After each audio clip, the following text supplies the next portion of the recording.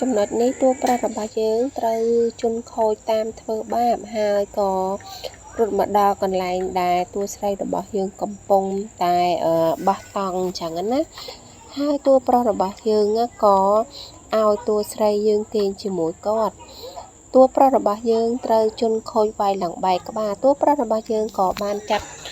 ថើបតួស្រីរបស់យើងអញ្ចឹងណាហើយក៏បានផ្ដួលតួស្រីយើងទៅតែម្ដងចំណែកឯពួកខូចដែលតាមធ្វើបាបតួស្រីឃើញពួកគេកំពុងតែថើបគ្នាក៏បានចេញទៅក្រៅតួស្រីរបស់យើងក៏បានទះតួប្រុសយើងមួយកំភ្លៀងតួប្រុសរបស់យើងក៏បានចាប់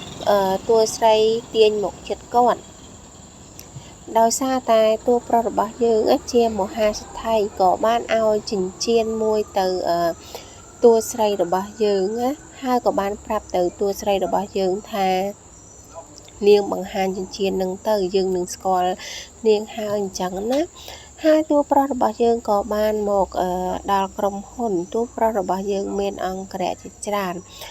ហើយជំនួយការរបស់តួប្រុសរបស់យើងក៏បានហុចសម្បត្តិមួយទៅឲ្យតួប្រុសរបស់យើងនឹងឯងហើយក៏បាននិយាយទៅកាន់តួប្រុសយើងអញ្ចឹងណាចំណែកឯជំនួយការរបស់តួប្រុសម្នាក់ទៀតក៏បានមកនិយាយជាមួយតួប្រុសពីបញ្ហាការពីតួប្រុសធ្វើបាបពីយប់មិញអញ្ចឹងណាគាត់ហ្វេនមួយរំពេចក្រោយមកតួស្រីរបស់យើងគឺជាលីវរីដឹកអីវ៉ាន់ឲ្យគេហើយតួស្រីរបស់យើងក៏បានមកយឺតម៉ោងតួប្រុសរបស់យើងក៏បានក្រឡេកទៅឃើញតួស្រីរបស់យើងក៏បាន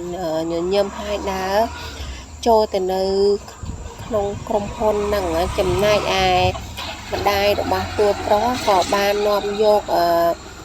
ស្ត្រីមកដាក់ពាក្យធ្វើជា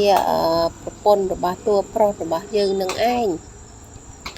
ដោយសារតែម្ដាយរបស់តួប្រុសរបស់យើងនឹងបានរើសស្រីយកមកឲ្យកូនប្រុសរបស់គាត់រើសប៉ុន្តែកូនប្រុសរបស់គាត់អត់ពេញចិត្តនារីណាម្នាក់ទេហើយម្ដាយរបស់គាត់ក៏បានខឹងជាមួយតួប្រុសរបស់យើងថាមកខំរើសស្ត្រីដែលស្អាតជាងគេយកមកឲ្យហើយអ្នកលោកនៅតែមិនពេញចិត្តអីចឹងណា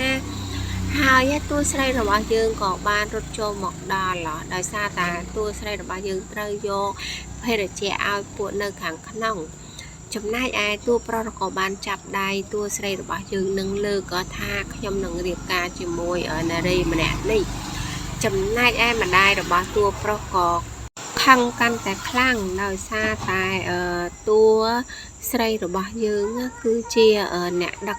មហោបអាហារគឺជា delivery អីអញ្ចឹងចំណែកឯតួស្រីរបស់យើងក៏បានសម័យឃើញកាលពីឪពុកនាងត្រូវគេធ្វើបាបបានស្លាប់អីអញ្ចឹងណាហើយតួស្រីរបស់យើងក៏បានទះតួប្រុសរបស់យើងមួយកំភ្លៀងហើយជំនួយការរបស់តួប្រុសរបស់យើងក៏បានស្ដីទៅកាន់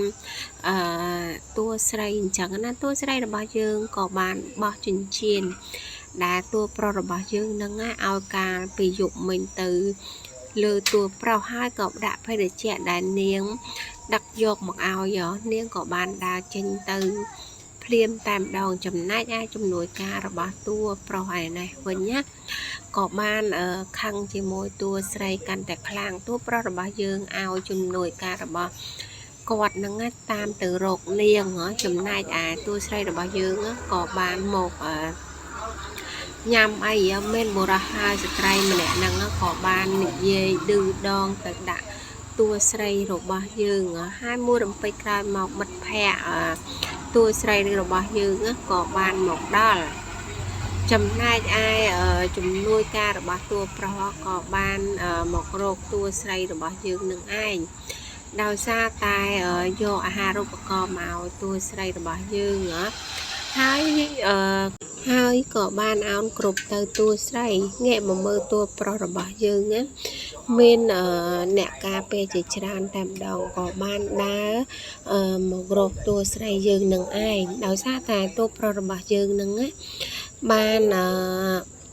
លួចស្រឡាញ់តួស្រីរបស់យើងនឹងហើយតួស្រីរបស់យើង